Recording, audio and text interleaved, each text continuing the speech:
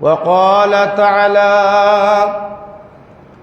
ومن أحسن قولا ممن دعا إلى الله إن الله وملائكته يصلون على النبي يا أيها الذين آمنوا صلوا عليه وسلموا تسليما اللهم صل على سيدنا مولانا محمد وعلى آل سيدنا مولانا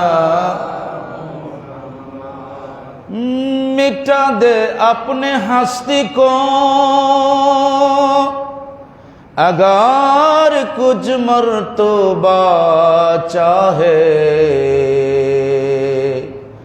कह दाना ककमर में कर गुले गुलजार होता है अल्लाह हुम्मा सल्ले अला सय्यिदिना मौलाना मुहम्मद व अला आले सय्यिदिना मौलाना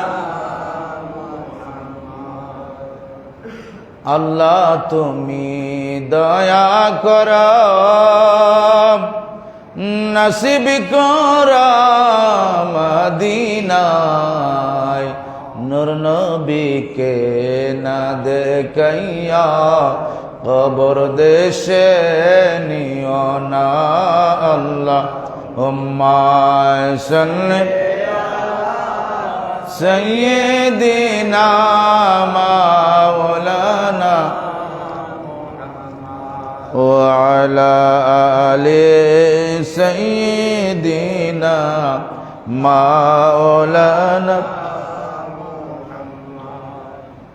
لو كان حب آل رسول لو كان رافزي حب آل رسول فليشهد الثقلان إني رافزي بلغ العلا بكماله كشف الدجى بجماله حسنت جميع خصاله صلوا عليه وآله الحمد لله والصلاة والسلام على حبيبه الكريم وبعد সম্মানিত মুসলিয়ান ইকরাম ইমানি ভাইরা আল্লাহ জাল্লা শানুহুর দরবারে অসংখ্য অগণিত শুকরিয়া আদায় করছি যে রব্বে করিম আমাদেরকে দুনিয়ার সমস্ত ঝামেলা থেকে মুক্ত করে আল্লাহর ঘর মসজিদে আসার এবং বসার তৌফিক দান করেছেন এজন্য আমরা বলি আলহামদুলিল্লাহ সালাত এবং সালাম প্রেরণ করছি দরবারে আজম শরীফে প্রাণাধিক প্রিয় নবী রাহমাতাল লিল আলামিন সাল্লাল্লাহু তাআলা আলাইহি ওয়াসাল্লামের পবিত্র দরবারে আজম শরীফে আল্লাহ তাআলা যেন আমাদের পক্ষ থেকে নাম ধরে ধরে কবুল আর মঞ্জুর করে নেন বলি আল্লাহুম্মা আমিন। আমরা স্মরণ করছি মহামহিম পুত পবিত্র আহলে বায়াতে রসুল আলাইহিমুসসালাম গণদেরকে, স্মরণ করছি খোলাফায়ে রাশিদিনগণকে, স্মরণ করছি মকবুল সাহাবাদেরকে, স্মরণ করছি জামে আইম্মাতে দিনদেরকে এবং স্মরণ করছি জামে আউলিয়ায়ে মুকাররমদেরকে। আল্লাহ পাক যেন ওনাদের উসিলায় আমাদের ইহ পরজগৎ আমাদেরকে ইমানে আমলে পরিপূর্ণ করে দেয়। আল্লাহ তাআলা যেন আমাদের অন্তরের মাঝে ভয় ভীতি আল্লাহর মারিফত প্রিয় নবীর প্রেম মোহাব্বত জাগ্রত করে দেন, এজন্য আমরা বলি আল্লাহুম্মা আমিন। বন্ধুরা আমার, আল্লাহ সুবহানাহু ওয়া তাআলা পবিত্র কালামুল্লাহ শরীফের মাঝে ঘোষণা করেছেন যে সূরা বনি ইসরাইলের ৭১ নং আয়াতে আল্লাহ রাব্বুল আলামিন বলছেন, বিসমিল্লাহির রহমানির রহিম, ইয়াউমা নাদউ কুল্লা উনাসিম বিইমামিহিম, যে আমার বন্ধু, আমার হাবিব, আপনি স্মরণ করুন ওই দিনের কথা যেদিন আল্লাহ রাব্বুল আলামিন বলেছিলেন, ইরশাদ করেছেন যে ইয়াউমা নাদউ, যে আমি তোমাদেরকে আহ্বান করব, তোমাদেরকে ডাকবো, কুল্লা উনাস, সমস্ত মানব জাতিদেরকে ডাকবো, বি ইমামিহিম, তাদের নেতাদের সাথে, তাদের লিডারদের সাথে, তাদের ইমামের সাথে। বলেন সুবহানাল্লাহ। ইমামরে কি মনে করছেন? এর লাগে মসজিদের ইমাম না, তোমাদের ইমামদের নাম ধরে ধরে আমরা ডাক দিব। মসজিদের ইমামও সম্পৃক্ত আছে, তবে আল্লাহ এবং রাসূলের সূত্র মতে, কোরআন হাদিস মতে এই সূত্রতে যদি আমরা পড়ি তাহলে ঠিক আছে, আর না পড়লে নাই। আগে অঙ্ক করছেন না, বীজগণিতের অঙ্ক, সূত্র মিললে অঙ্ক হয়েছে, আর নাইলে হয়েছে না, এরকম আছে না? ঐকিক নিয়মের অঙ্ক আমরা করেছি বা এখনো আছে ঐকিক নিয়ম, যে বা সুদ কষার অঙ্ক আছে না? আপনার ছেলে মেয়েকে ক্লাস 8-এ শিখাইলো যে রহিম সাহেবের এত টাকা মাসিক বেতন, এত টাকা প্রভিডেন্ট ফান্ডে রাখে, সুদ আসলে কত টাকা হইল। তার মানে আপনার ছেলে মেয়েকে প্রথমে সুদের অঙ্ক শিখাইলো, তো এই দেশটা আমরা কেমনে ভালো হব? কথাটা বুঝতে পেরেছেন? সুদের অঙ্ক করছেন না আপনারা? তো সুদ শিখার জন্য স্কুলে গেছেন নাকি?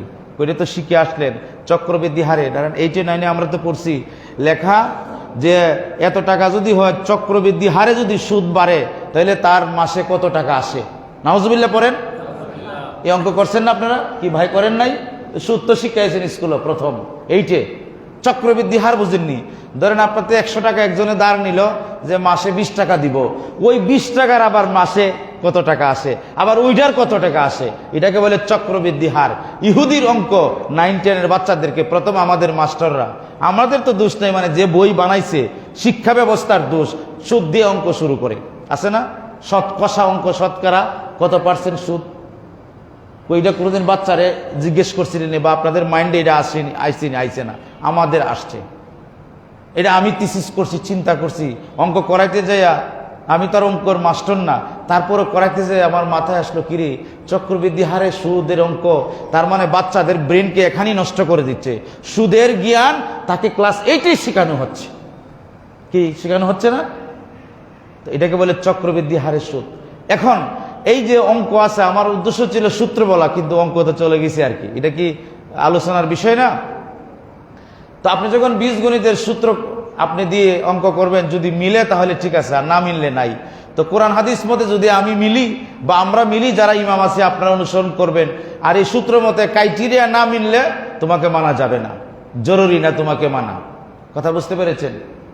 আল্লাহ রাব্বুল আলামিন বলছেন, ইয়াউমা নাদউ কুল্লা উনাসিম বিইমামিহিম, হাসরের ময়দানে, কিয়ামতের ময়দানে তোমাদের নেতাদের সাথে তোমাদেরকে আহ্বান করা হবে। এখন আপনি চিন্তা করেন, আপনার এই জীবনে কাকে নেতা বানিয়েছেন? আপনার আইডিওলজি কাকে বানিয়ে রেখেছেন? আপনার প্রেম কার সাথে? আপনি কাকে নেতা বানেন? আপনার নেতা একটা মদখুর, একটা ঘুষখুর, আপনার নেতা আল্লাহ এবং রাসূলের বিরুদ্ধে চলে, আপনার নেতা নামাজ রোজার দ্বার ধারে না, কিন্তু আপনি তাকে নেতা মানলেন। মসজিদে আয়েশা বললেন আল্লাহু আকবার, আলহামদুলিল্লাহ। আল্লাহ বলে তোর এই আলহামদুলিল্লাহ বলার উপরে লানত, কারণ আল্লাহ বলে যে ইয়াউমা নাদউ কুল্লা উনাসিম বিইমামিহিম, তোমার নেতাকে নিয়ে আমি তোমাকে আহ্বান করব। তুমি দিনের বেলা ফলো করেছো একটা খারাপ লোককে, যে মানুষের টাকা মেরে খায়, হ্যাঁ, যার মধ্যে দেখলে আল্লাহ এবং রাসূলের কোন আদর্শ নাই, তাকে মেনেছো তুমি। আবার নামাজে কো আলহামদুলিল্লাহ, এই আলহামদুলিল্লাহ বলার উপরে লানত। নামাজ এত সহজ না। আকিমুস সালাতা ওয়ালি জিক্রি, নামাজ আদায় করবেন জিকিরের সাথে। জিকির মানে কি? দুনিয়ার সমস্ত খারাপ কাজ থেকে মুক্ত টাকাটাই হচ্ছে জিকির। বলেন সুবহানাল্লাহ। এখন আপনি খারাপ কাজ করলেন আর নামাজ পড়লেন, জিকির হইল না, আকিমুস সালাতা হইল না। হুজুরি কাল্প মানে কি? হুজুরি কাল্প শব্দের অর্থ হলো, আল্লাহ আমি আমার অন্তরকে সমস্ত খারাপ কাজ থেকে মুক্ত করে আমি একমাত্র তোমারই দরবারে চলে আসলাম আর সবকিছু ত্যাগ করে দিলাম। এটা কি বলে হুজুরি কাল্প? বলেন সুবহানাল্লাহ। কিভাবে নামাজ পড়ি, নামাজ দাঁড়ালে আল্লাহু আকবার, এমাদা কোন কাজ কি মনে হয়, তার মানে আপনার নামাজ হইল না। এটা হলো লোক দেখানো, মানে পড়তে থাকবেন, এজন্য না পড়বেন না। তো আল্লাহ রাব্বুল আলামিন বলছে কাল হাসরের দিন আমি নেতার নাম ধরে ধরে আহ্বান করব। এবার আপনি চোখটা মুজে চিন্তা করে দেখেন আপনার জীবনের নেতা কাকে মানেন, কাকে ভাই সাহেব বড় ভাই বলেন, হ্যাঁ ভাই সাহেব আসবো কিনা, কাকে ফলো করেন, কার কথা মতে কাকে ভোট দেন, কার কথা মতে কাকে মারেন, কাকে আঘাত করছেন। ওই লোকটা কি আল্লাহ এবং রাসূলের পক্ষে? ওই লোকটা কি নেতা? ওই লোকের নাম ধরে যদি ডাকে তাহলে ওই লোক কি আপনার সম্পর্কে আপনার পক্ষে কি সুপারিশ করতে পারবে? বলেন না, তাহলে আপনি তাকে ডাকলেন কেন?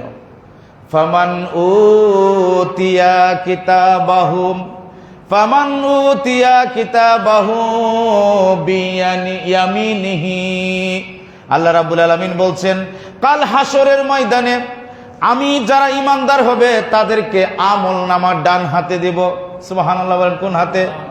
ডান হাতে দেব। ফাউলাইকা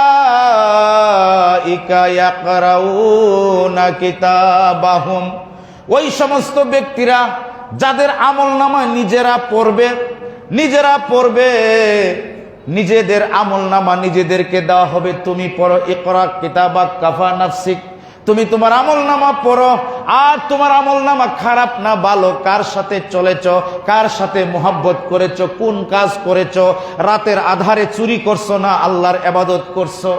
মানুষ যখন থাকে না, রাস্তাঘাটে যখন কোনো যুবতী বোনেরা যায়, ইফটিজিং করছো কিনা, কারোর সাথে অন্যায় করছো কিনা, বেয়াদবি করছো কিনা, সমস্ত আমলনামা একটা কিতাবের মাঝে থাকবে। বলেন সুবহানাল্লাহ। আমাদের কিতাবের মানে আমাদের আমলনামা আমরা পড়বো। ওয়ালা ইউজলামুনা ফাতিলা, আল্লাহ বলছেন আমি সেই দিন কারো সাথে সামান্য পরিমাণ জুলুম করব না, সামান্য পরিমাণ তার নেক আমল নষ্ট করব না। ওয়ামান কানা ফি হাযিহি আমা, দুনিয়ার জমিনে যারা অন্ধ, দেখেন আল্লাহ, আপনি কোথায় আপনি আল্লাহকে ছেড়ে ফাঁকিবাজি করবেন? ক্ষমতা কারো নাই। আপনি আল্লাহকে ছেড়ে ফাঁকিবাজি করবেন? নো, এই ক্ষমতা আপনার হয় নাই। আপনি যেদিকে যাবেন সেদিকে আল্লাহ ফায়সালা দিয়েছেন। বলেন সুবহানাল্লাহ। আল্লাহ বলছেন যে ওয়ামান কানা ফি হাযিহিল আমা, ওই জীবনে যারা অন্ধ, যারা আল্লাহ এবং রাসূলকে চিনে নাই, আল্লাহ এবং রাসূলের পক্ষে থাকে নাই, ওয়া হুয়া ফিল আখিরাতি আমা, কিয়ামতে তারা অন্ধ থাকবে। তারপরে কি বলছে? ওয়া আদাল্লু সাবিলা, আরো বেশি অন্ধ থাকবে। এমন অন্ধ থাকবে তারা কিচ্ছু দেখবে না, অন্ধকার আর অন্ধকার দেখবে। এজন্য আল্লাহর নবী এই আয়াতে কারিমার একটি হাদিস আছে বুখারী শরীফে, প্রিয় নবী রাহমাতুল লিল আলামিন সাল্লাল্লাহু আলাইহি ওয়াসাল্লাম ইরশাদ করেছেন যে ওয়ান আব্দুল্লাহ ইবনে ওমর রাদিয়াল্লাহু তাআলা আনহুমা আন্না রাসূলুল্লাহ সাল্লাল্লাহু আলাইহি ওয়াসাল্লামা ক্বালা আলা কুল্লুকুম রাইন ওয়া কুল্লুকুম মাসউলিন আন রায়াতিহি ফাল ইমামু আল্লাযী আলান নাসি রাইন ওয়া হুয়া মাসউলুন আন রায়াতিহি। আল্লাহর রাসূল পাক সাল্লাল্লাহু আলাইহি ওয়াসাল্লাম ইরশাদ করেছেন, আমার উম্মতেরা, গোলামেরা শোনো, পৃথিবীতে তোমরা সবাই আলা, সাবধান, কুল্লুকুম রাইন, প্রত্যেকেই তোমরা দায়িত্বশীল, ওয়া হুয়া মাসউলুন আন রায়াতিহি, আর তোমাদের নিজ নিজ দায়িত্ব সম্পর্কে আমি আল্লাহ জিজ্ঞাসা করব। ফাল ইমামু আল্লাযী আলান নাসি রাইন, একজন ইমাম সে দায়িত্বশীল, ওয়া হুয়া মাসউলুন আন রায়াতিহি, তার দায়িত্ব সম্পর্কে আমি আল্লাহ পাক তাকে জিজ্ঞাসাবাদ করব। বলেন সুবহানাল্লাহ। আপনারাও আছেন, একটু অপেক্ষা করেন, আপনারাও পাচ্ছেন না। এজন্য কেউ কারো দায়িত্ব থেকে আপনি মানে বিদায় নিতে পারবেন না। আপনি বলেন মোল্লার সকল দায়িত্ব, নও, তার দায়িত্ব একটা আছে, আপনারও একটা আছে। কি দায়িত্ব আছে আল্লাহ বলে দিছে। এই হাদিসটা তো জানা প্রত্যেক মুসলমানের ফরজ, কিন্তু আমরা মোল্লারই জানি না, আমরা কি জানাবো? ঠিক না বেটি?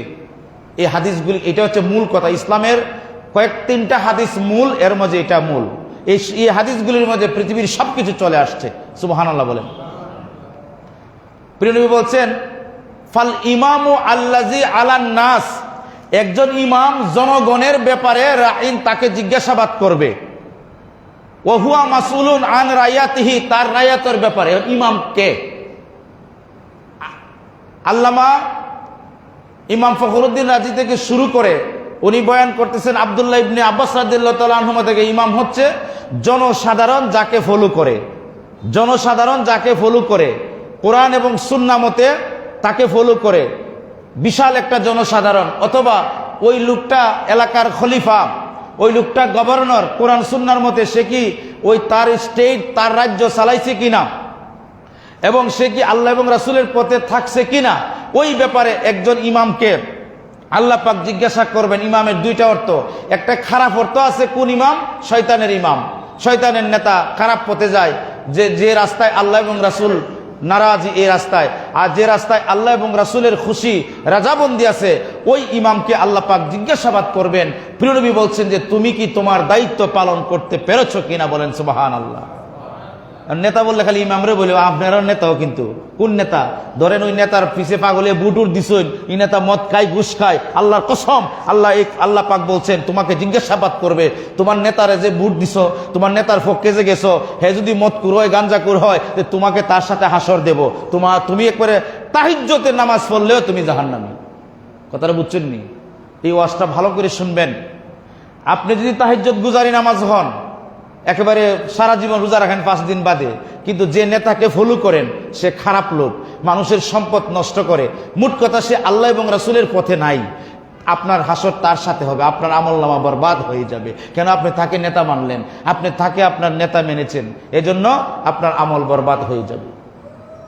এই হলো নেতার ব্যাখ্যা। আরো আছে, আল্লাহ রাসূল বলছেন নেতার ব্যাপারে যে প্রতি শতাব্দীতে আমি একজন লিডার পাঠাই, মুজাদ্দেদ পাঠাই, উনি ইসলামের সংস্কারক।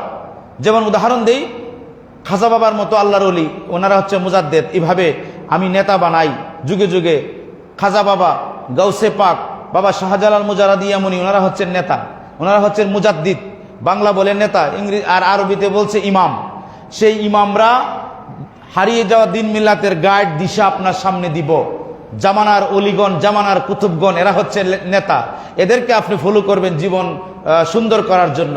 কিন্তু আপনি কয়েকটা টাকার জন্য, আপনি স্বার্থের জন্য, আপনি দুনিয়ার আরামের আয়েশের জন্য সুমহান ইসলামের আদর্শ মর্যাদা থেকে বিচ্ছিত হয়ে দিন মিল্লাতের ইমামের পথ থেকে সরে আপনি তাগুতের পথ, শয়তানের পথ গ্রহণ করলেন, আপনার ইহ এবং পরজীবন বরবাদ হয়ে যাবে।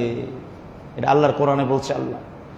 আল্লাহর নবী রাহমাতুল লিল আলামিন তারপর ইরশাদ করেন যে আর রাজুলু ফি আহলে বাইতি রাইন ওয়া হুয়া মাসউলুন আন রাইয়াতিহি। একজন ব্যক্তিকে আল্লাহ জিজ্ঞাসাবাদ করবে তার আহলে বায়াত, পরিবার সম্পর্কে। সুবহানাল্লাহ বলেন। তোমার পরিবার কোন রাস্তা তুমি চালিয়েছো, কিভাবে রোজগার করে খাইয়েছো, ভরণ পোষণ করেছো, কারণ তুমি তো লিডার ছিলে তোমার পরিবারে। প্রিয় নবী বলছেন এই প্রশ্নের জবাব ছাড়া তামার জমিন থেকে কোনো আদম সন্তান 1 ইঞ্চি পরিমাণ নড়তে পারবে না। সুবহানাল্লাহ। এটা জিজ্ঞাসা আমাদেরকে। তারপরে মা বোনদের কি? ওয়াল ইমরাআতু, মা বোনের ব্যাপারে বলছে ফি আহলে বাইতি জাওজিহা ওয়া হিয়া ওয়া আওলাদিহি ওয়া হিয়া মাসউলাতুন আনহুম। একজন মা তার স্বামীর পরিবারের অর্থাৎ ছেলে মেয়ের জন্য তিনি হচ্ছেন গার্ডিয়ান। তাকে সেই গার্ডিয়ানসির ব্যাপারে আল্লাহ পাক বলছেন আমি তাকে জিজ্ঞাসাবাদ করব, তোমার সন্তানের প্রতি, স্বামীর আওলাদের প্রতি তুমি কি দায়িত্ব পালন করেছো, এজন্য তোমাকে জিজ্ঞাসাবাদ করবে। সুবহানাল্লাহ। ওই যে অনেক সময় আছে না, বিয়ে করানোর পরে মাইক হইলে তো ভালো হইলো, ভাই বোনেরা শুনলো, আপনারা তো ব্যবস্থা করছেন না, মারা শোনার দরকার ছিল ওয়াজটা। অনেক সময় দেখা যায় বিয়ে হওয়ার পরে কি হয় জানেন? না তোমার বাইরে আলাদা থাকো, তোমার বোন আইতো কি রে, এরকম আছে না? কিন্তু এই মা বোনের এই হাদিসটা শোনা দরকার। আল্লাহর হাবিব রাহমাতুল্লাহি আলাইহি সাল্লাম ইরশাদ করেছেন ওয়াল ইমরাতু, এই সমস্ত তারা স্বামী পরিবারের যত মানুষ আছে এই ব্যাপারে তাকে জিজ্ঞাসাবাদ করা হবে, সন্তানদের ব্যাপারে, কারণ সে হচ্ছে দায়িত্বশীল। বলেন সুবহানাল্লাহ। তারপরে ওয়া আব্দুর রাজুলু মালিন, একজন চাকরকে, একজন কাজের ব্যক্তিকে, ওয়া সাইয়্যিদি রাইন ওয়া হুয়া মাসউলুন আনহুম, যারা কাজ করে না, ধরেন আপনি ফ্যাক্টরিতে কাজ করেন, ফ্যাক্টরির যে মালিকের সম্পদ আছে ওই সম্পদ আপনি কিভাবে রক্ষণাবেক্ষণ করছেন কি করছেন না, আল্লাহর হাবিব রাহমাতুল্লাহি আলাইহি সাল্লাম ইরশাদ করেছেন এটা তোমাকে জিজ্ঞাসাবাদ করবে। বলেন সুবহানাল্লাহ। বাচ্চাদের টাকা না, কারো বাঁচার ক্ষমতা নাই, আপনি সেই সম্পর্কে দায়িত্বশীল। কথা বুঝতে পেরেছেন? আপনার অধীনে যারা কাজ করে তাদের সাথে কি আচরণ করছেন, তাদের সাথে আপনার কোন ব্যবহার, এটা আল্লাহ পাক আপনাকে জিজ্ঞাসাবাদ করবে। এই প্রশ্ন জিজ্ঞাসা না করে আপনাকে 1 চুল পরিমাণ ছাড় দেওয়া হবে না।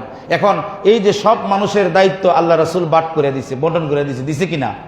তা আপনি যদি কইন আমার কোনো দায়িত্ব নাই, তাহলে আপনি মুনাফিকি করলেন, কারণ প্রিয় নবীর হাদিস মোতাবেক। তো এই হাদিসটা জানতে হলে তো মিনিমাম কামিল পর্যন্ত পড়া লাগবে। কথাটা বুঝছেন নি? কতটুক কামিল পর্যন্ত না পড়ে, এটা কামিলের হাদিস বুখারী শরীফের। তো বুখারী পড়লে তো অথবা সে বুখারী নিজ দায়িত্ব পড়ে নিতে হবে, কি বলেন? এখন নিজ দায়িত্ব পড়ে না, এই ক্লাসও গেছে না, তো এটা আপনারা কেমনে শোনাইবো? এই জন্য মৌলা আলা আলী শের খোদা রাদিয়াল্লাহু তাআলা ইমামদেরকে কান ধরে ধরে উঠাই দিতেন। জানেননি কেন উঠাইতো? হ্যাঁ, বলে হুজুর আপনি তো আজীব কথা বললেন। না, এটা আজীব না। মৌলা আলী কাররামাল্লাহু ওয়াজহু ইমামদেরকে জিজ্ঞাসা করতেন, তুমি কি নাসেক মানসুকের জ্ঞান জানো? কয় মা হুয়াল নাসেক ওয়াল মানসেক। নাসেক মানসেক কাকে বলে? কয় যাও, তোমার জন্য ওয়াজ করা হারাম। এই জন্য জেনে তেন মানুষও ওয়াজ করতে পারবে না। আজকে আপনারা শুনেন, আমার কথা বেজার হইন আর খুশি হইন। যারা তোর মানুষের ওয়াজ শোনা যাবে না কেন? যারা নাসেক মানসুকের জ্ঞান জানে না। কই আপনারা মৌলানারা যারা রাখেন বা আসেন, জিজ্ঞেস করে দিকেন, ইন্টারভিউ নিচ্ছেননি যে নাসেক মানসুক কাকে বলে?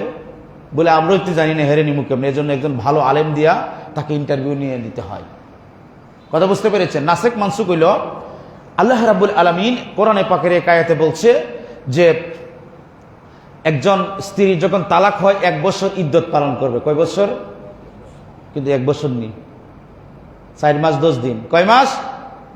একজন স্বামী যখন স্ত্রীকে তালাক দেয় 4 মাস 10 দিন পর্যন্ত ইদ্যত পালন করবে। 4 মাস 10 দিনের আগে অন্য কোনো পুরুষের সাথে বিবাহ করা হারাম। আর কোরআনের এক জায়গায় সূরা বাকারার মধ্যে আল্লাহ বলছে একজন স্বামী মারা যাওয়ার পরে বা তালাক যদি হয়ে যায় 1 বছর ইদ্যত পালন করতে হবে। এটা হচ্ছে কি আপনার নাসেক। এই আয়াতটা মানে মানসুক, আর পরের আয়াতটা হচ্ছে নাসেক, মানে ওই আয়াত দ্বারা ওই আয়াতটা রহিত হয়ে গেছে। ওই আয়াতের তেলাওয়াত থাকবে, ওই আয়াতের তেলাওয়াত করলে সব হবে, কিন্তু ওয়াজ কইরা বুঝানো যাইতো না, কারণ ওই আয়াতটা দিয়ে ওই আয়াতটারে আল্লাহ বেলিশ করে দিছে। 4 মাস 10 দিন এটা হচ্ছে দলিল, এটা হচ্ছে ফাতোয়া, আর এটা হচ্ছে আয়াতে কারিমা। এটা তেলাওয়াত করলে সওয়াব আছে। আর 4 মাস 10 দিন এটা হচ্ছে দলিল, এটা হচ্ছে সুন্নত, এটা হচ্ছে ফরজ। বলেন সুবহানাল্লাহ। কথাটা বুঝছেন নি? আমার খালি ওয়াজ শুনলে হবে না, আপনি বুঝতে হবে আল্লাহর নবীর, আল্লাহ রাসূলের আইন কোন দিকে আর আমরা যাই কোন দিকে। আমরা সবাই উল্টো পিঠে। মসজিদে এসে আপনি অশান্তিতে ভুগেন।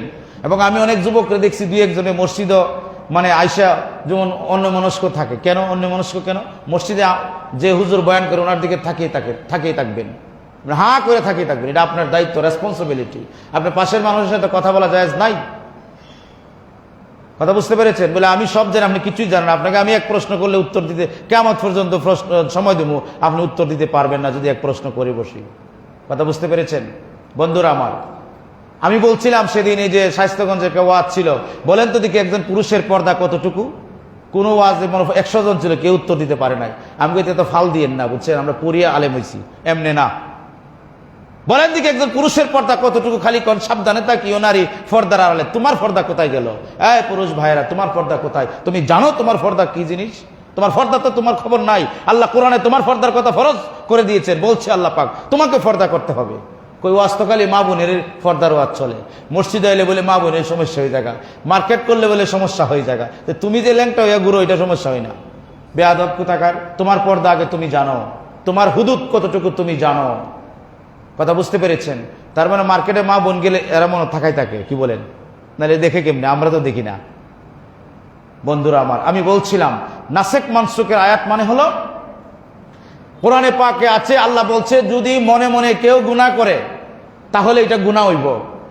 আল্লাহর নবী রাহমাতাল লিল আলামিন হাত তুলে বললেন, মাবুদ রব্বে কারীম আল্লাহ, আমি এমন একজন নবী তুমি আমাকে পাঠিয়েছো মওলা, তুমি বলেছো আমাকে না বানাইলে তুমি কিছুই বানাইতে না। বলেন সুবহানাল্লাহ।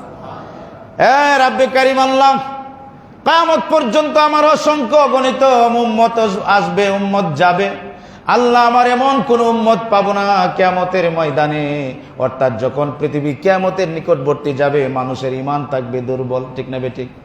মনে মনে অনেকেই গুনাহ করবে, মনে মনে গুনাহ থেকে তারা বাঁচতে পারবে না। হে রব্বে কারীম আল্লাহ, আমি তো মানতে পারলাম না। আল্লাহ দয়া করে আমার উম্মত থেকে তুমি এটা নিয়ে নাও, কারণ আমার উম্মত এত সবল উম্মত হবে না, আমার উম্মতের সবাই এটা থেকে বাঁচতে পারবে না। বলেন সুবহানাল্লাহ। আল্লাহ রাব্বুল আলামিন ফেরেশতাদেরকে বললেন, যাও যাও যাও, আমার বন্ধুকে জানিয়ে দাও, আমার বন্ধু যেন চিন্তা না করে, আমার বন্ধু যেন কোনো ফিকির না করে, আমার বন্ধুর জন্য আমি আছি। আমার বন্ধুর চিন্তা হলে আমি আল্লাহ রাব্বে কারিমের শরম লেগে যায়, আমি আল্লাহ পেরেশান হয়ে যায়। জিবরিল আমার বন্ধুকে বলো, আমার বন্ধুর বান্দারা যখন, আমার বন্ধুর গোলামেরা যখন, বন্ধুর উম্মতেরা যখন মনে মনে গুনাহ করবে, কোরআনে এটা আছে, কিন্তু আমি আল্লাহ রাব্বুল আলামিন ফেরেশতাকে বলে দিলাম স্টপ হয়ে যাও, কিয়ামত পর্যন্ত যত বন্ধুর উম্মত আসবে তারা মনে মনে গুনাহ করবে, এই গুনাহটা লেখা যাবে না। বলেন সুবহানাল্লাহ। এটা কোরআনে আছে, শুনছেন আপনারা কোনোদিন এটা? এই যে কথা, এগুলি কোরআনে পাকে আছে, কোরআনে আল্লাহ বলছেন। তাহলে এখন যদি মোল্লা ওয়াজ করে আরেকটা আয়াত আছে মনে মনে গুনাহ করলে হইব, মানে হে ওয়াজ করে বইব আল্লাহ কইছে মনে মনে গুনাহ করলে হইব, তো হে তো আর এই আয়াতটা পড়ছে না, কারণ এটা ফিকহের মাসলা লাগে, এটা আপনাকে ফকিহ হতে হবে, তাফসীর হতে হবে, তাহলে না আপনি ওয়াজ করে বুঝাবেন।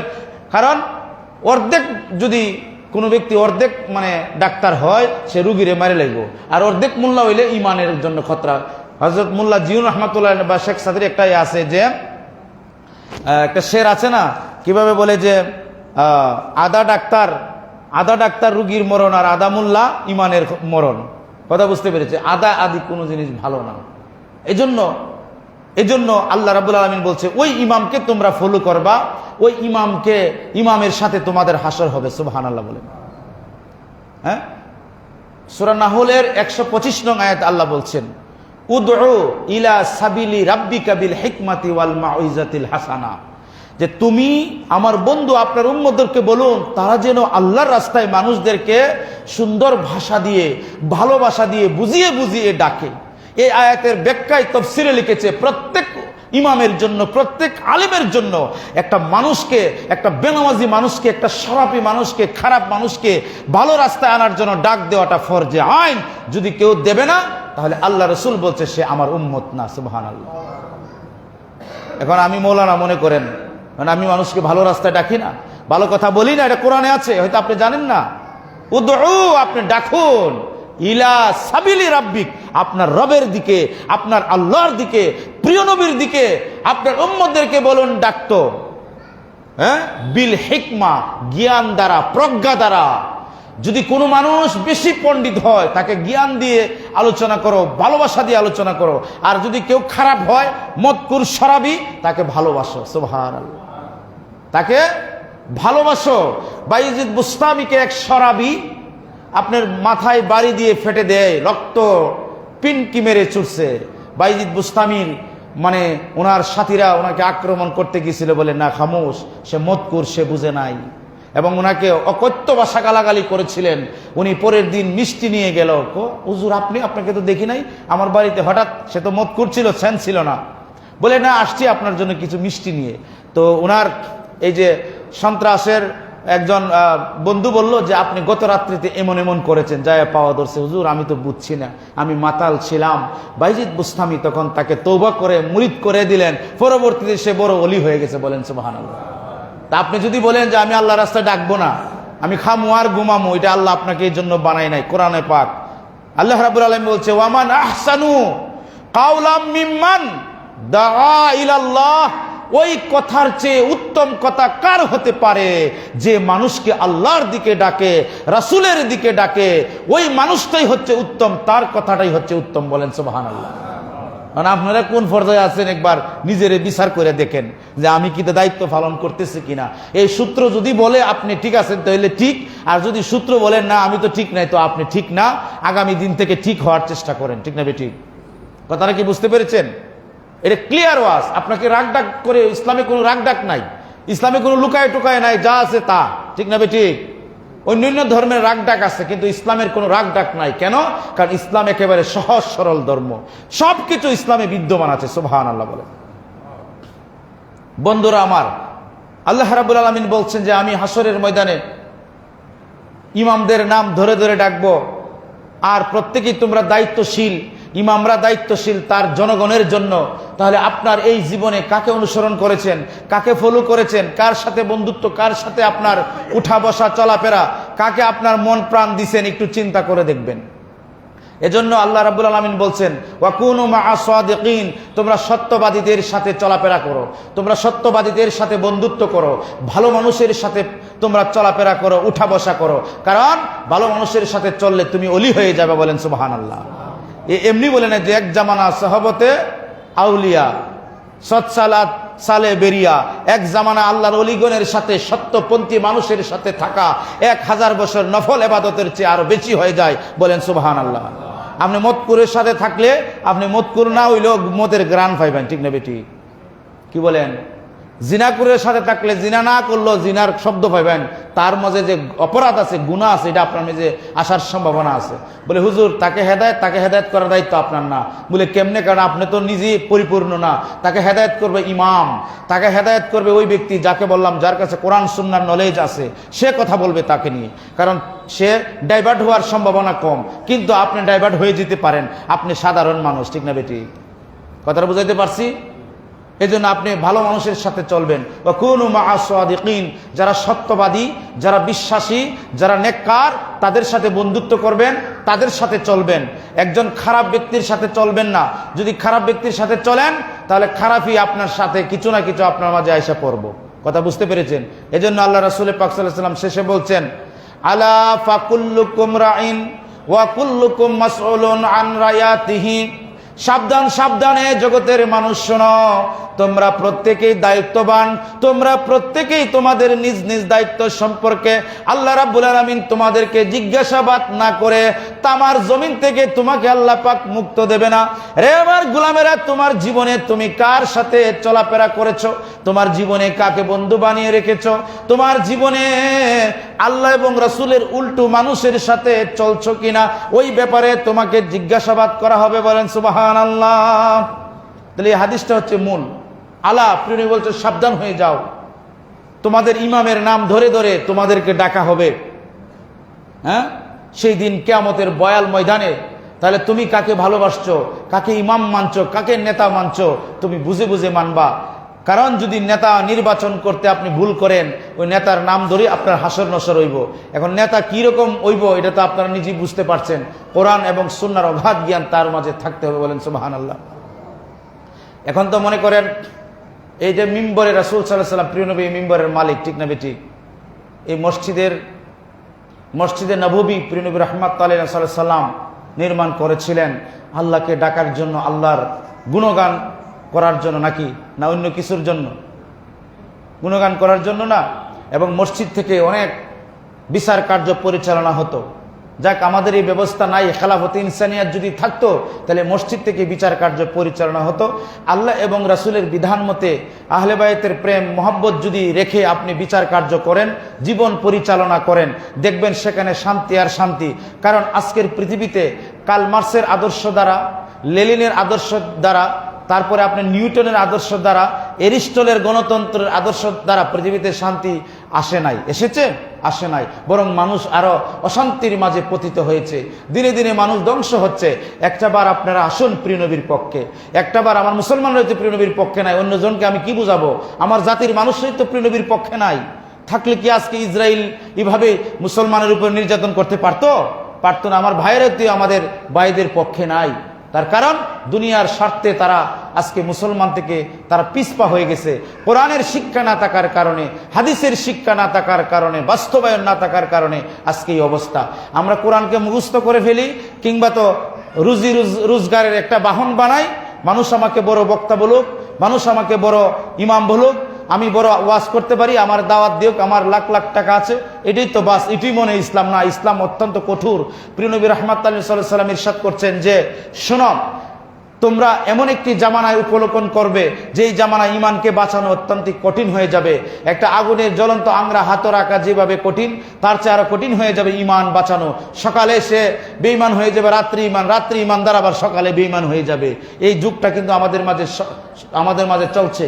এজন্য সাবধানতা অবলম্বন করবেন। আপনাদেরকে আশাহত করছি না, প্রিয় নবীর পক্ষে থাকবেন, যতটুকু পারেন নামাজ কালাম পড়বেন, যতটুকু পারবেন নির্জন থাকার চেষ্টা করবেন। মানুষের সাথে, বাজে মানুষের সাথে চলবেন না, চললে ভালো মানুষের সাথে চলবেন। কথা বুঝতে পেরেছেন আমার যুবক ভাইরা? হাসরের ময়দানে আল্লাহ রাব্বুল আলামিন আমাদেরকে এই প্রশ্নটাকে করবে যে, তোমাদের মাঝে আমি যে শ্রেষ্ঠ সম্পদ দান করেছিলাম, তোমাদের জ্ঞান, তোমাদের যৌবন শক্তি, কোন রাস্তায় তুমি ব্যয় করেছ, এটা সম্পর্কে জিজ্ঞাসাবাদ করবে। আপনি হয়তো মনে করতে পারেন আর কিতা মরলে তো জিজ্ঞাসা মরার আগে তোবা করুম, এটা ফেরাউনি আকিদা। আপনি যখন বুঝলেন যে এটা গুনাহ তখনই তোবা করে নিতেন। সুবহানাল্লাহ বলেন। বলে পরে কর্ম, এটা ফেরাউনের আকিদা। ফেরাউন কইছিল আচ্ছা পরে আল্লাহরে মানমনে। যখন বলছে আমানতু বি রাব্বি মুসা, যে মুসা নবীর রবের উপরে ঈমান আনলাম, আল্লাহ বলে তার মুখে আরো ডালি দাও, বালু ডালি দাও। হ্যাঁ, কারণ সে মরণের আগে কয় আমি মানছি। এর আগে সে বুঝতো রব, এর আগে বুঝতো, কিন্তু সে মানে নাই। তাহলে আমার বন্ধুরা, এই জন্য আমাদের জীবনকে পরিচালনা করব আল্লাহ এবং রাসূলের পক্ষে, আল্লাহ এবং রাসূলের মতে। যদি আপনার পরিবার, আমার পরিবার, যদি আমাদের ফ্যামিলি যদি আল্লাহ এবং রাসূলের পক্ষে না আসে, আল্লাহ এবং রাসূলের পথে না চলে, তাহলে আমাদের অনেক আছে। আরেকটা বিষয় লক্ষণীয়, যে আমাদের যে কুরীতি আছে এগুলিকে ধ্বংস করতে হবে। এগুলির কারণে কিন্তু আমরা এক ভাইয়ের সাথে এক ভাই প্রাণ খুলে কথা বলতে পারি না, নিজেকে অহংকার মনে হয়, ঠিক না বেঠিক? আপনার যদি খারাপ জিনিস আপনার মধ্যে দেখা হইলে এটাকে শুধরাই দিলে আপনি মেনে নেন না। তার কারণ কবি বলেছেন যে মিঠা দো আপনি হাস্তি কো আগার কুজ মর্তবা চাহ কে দানা খাকবে মেকার গুলে গুলজার হোতা হে। তোমার অহংকারকে তুমি মাটির সাথে মিশিয়ে দাও যদি তুমি কিছু বনতে চাও, যদি তুমি কিছু হতে চাও। কারণ বীজ যে আমরা বপন করি, মাটিতে বীজ ফলাই, এই মাটি থেকে ফুল বাগানের ফুল বাগিচা হয়। বলেন সুবহানাল্লাহ। হ্যাঁ, আমাদের হাস্তিকে, আমাদের অহংকারকে মিঠাই দিতে হবে, আল্লাহ এবং রাসূলের প্রেমে উৎসর্গিত হয়ে যেতে হবে। শতভাগ উৎসর্গিত না হলে আমাদের জীবন অন্ধকার আচ্ছন্ন হয়ে যাবে। এজন্য আল্লাহ পাক বলছেন ওমান আহসানু, ওই ব্যক্তির কথাটা উত্তম, কাওলাম মিম্মান দাআ ইলাল্লাহ, যে আল্লাহর রাসূলের কথা বলে, আল্লাহ রাসূলের পক্ষে কথা বলে, আল্লাহর পক্ষে কথা বলে, তার কথা উত্তম, এবং বলে আমি একজন মুসলমান। বলেন না সুবহানাল্লাহ। হ্যাঁ, তাহলে আমরা মানুষদেরকে উদউ ইলা রাব্বিকা বিসাবিলি হিকমা, মানুষদেরকে আমরা আল্লাহর পথে ডাকবো উত্তম বাক্য দিয়ে। প্রত্যেক মানুষের দায়িত্ব রয়েছে, প্রত্যেক মানুষ দায়িত্বশীল। কথাটা আবার রিপিট করছি, যার যার দায়িত্ব সম্পর্কে আল্লাহ পাক জিজ্ঞাসাবাদ করবেন। ইমাম দায়িত্ব জনগণের ব্যাপারে, একজন পরিবারের পুরুষ কর্তা হলে দায়িত্ব তার পরিবারের মানুষের ব্যাপারে। আর আমাদের মা বোনদের দায়িত্ব হলো স্বামীর সংসারের ব্যাপারে, ছেলে মেয়ের ব্যাপারে তাকে জিজ্ঞাসাবাদ করবে। আর একজন কাজের ব্যক্তিকে তার মুনিবের, অর্থাৎ তার যে মালিক আছে, মালিকের ধন সম্পদ সম্পর্কে তাকে জিজ্ঞাসাবাদ করবে। সে চুরি করে নিল কিনা, অতিরিক্ত গ্রহণ করছে কিনা, এই ব্যাপারে তাকে জিজ্ঞাসাবাদ করবে। আলা ফাকুল্লুকুম রাইন। তখন প্রিয় নবী সাবধান করে দিচ্ছেন, প্রত্যেকেই দায়িত্বশীল, এবং যার যার দায়িত্ব ঠিক মতো তুমি পালন করলে এই সমাজটা হবে সুন্দর। বলেন না সুবহানাল্লাহ। এখন আপনারা বলেন, আমরা কি আমাদের দায়িত্ব ঠিক মতো পালন করি? অন্যর দিকে হাত তুলি, ওই দেখো এমনি করছে, কিন্তু নিজের দিকে দেখি না আমি আমার দায়িত্ব পালন করেছি কিনা। অন্য পরিবারের মেয়ের দিকে আঙ্গুল তোলার আগে নিজের পরিবারের দিকে আঙ্গুল তোলো। অন্যর ছেলেকে বাজে বলার আগে তোমার ছেলেটা কেমন, তোমার পারিবারিক ব্যাকগ্রাউন্ড কেমন, সেটাকে তুমি তোমার মাঝে তুমি ধারণ করো, তারপরে একজন মানুষকে তুমি বলবা, ঠিক না বেটি? তোমার পরিবার যদি ভালো হয়, আরেকজন পরিবারকে ভালো বলার চেষ্টা করবে। কারণ আমার নিজের পরিবার ভালো না, নিজের সন্তান ছেলে মেয়ে ভালো না, আরেকজনকে আমি ভালো না বলতে পারি না, কারণ আমার মাঝেই তো সেই দোষ আছে। কি বলেন আপনারা? এটা কি বলা যাবে? কিন্তু আমরা অন্যের দোষ ধরতে ব্যস্ত, অন্যের খারাপই ধরতে ব্যস্ত। হ্যাঁ, আমার পাশের ঘরের ভাই বোন, আমার আত্মীয় স্বজন, হ্যাঁ কি করছে তার সমালোচনায় আমরা নিয়ে ব্যস্ত, ঠিক না বেঠিক? এই জন্য একজন আলেমের সবচেয়ে বেশি বড় দায়িত্ব এই সমাজের জন্য। একজন আলেম দাঈ ইলাল্লাহ, সে সব সময় সর্বাবস্থায় আল্লাহ এবং রাসূলের পক্ষে মানুষকে দাওয়াত দিবে। বলেন সুবহানাল্লাহ। যদি এটা না করে, তাহলে সে এবং আর আপনার মাঝে কোনো পার্থক্য নাই, সে একটা অপদার্থ। আল্লাহ রাসূলের পরিভাষায় সে হচ্ছে শাররুল উলামা, সে হচ্ছে নিকৃষ্ট একটা মানুষ। কেন? একজন আলেমের দায়িত্ব হচ্ছে সে মানুষকে আল্লাহর দিকে ডাকবে। আপনি ভালো না বাসেন সমস্যা নাই, কিন্তু আপনাকে বলতে হইব যে ভাই আপনি নামাজের দিকে আসেন, আল্লাহ রাসূলের পথে আসেন। হ্যাঁ, আপনি আজকে নামাজও আসেন কি নাই, আপনার কোনো অসুবিধা, এই খোঁজ খবর নেওয়া একজন ইমামের দায়িত্ব। ফাল ইমামু আল্লাযী আলান নাস রাইন ওয়া হুয়া মাসউলুন আন রাইয়াতিহি। একজন ইমাম, সে জিজ্ঞাসাবাদী হবে তার জনগণের ব্যাপারে, তার মুসল্লিয়ানে কেরামের ব্যাপারে, হ্যাঁ আল্লাহ এবং তার নেতৃত্বের ব্যাপারে ইমামদেরকে প্রশ্ন করবে আল্লাহ রাব্বুল আলামিন, তুমি তোমার দায়িত্ব কেমন পালন করেছো? যদি তোমার দায়িত্ব ঠিকমতো পালন না করো তাহলে তোমাকে আগে জিজ্ঞাসাবাদ করা হবে। এইটুকু বলে শেষ করে দিই। মুসা আলাইহিস সালামের আমলে একজন বুজুর্গ ছিল, সাদা দাড়ি, নামাজ পড়তো। আল্লাহ বলছে যাও এই এলাকাকে গিয়ে ধ্বংস করো। জিবরাইল ফেরেশতারা বলেন আল্লাহ এই মসজিদে একজন বড় সাদা দাড়িওয়ালা তসবিহ পড়ে আল্লাহর জিকির করে একেবারে, আর মসজিদে বাইরে না, সবার আগে মসজিদ হয়ে যাওই না। কয় আগে তাকে তুমি মানে আযাব দিয়ে গজব দিয়ে তার মাঝ থেকে আগে গজব শুরু করো।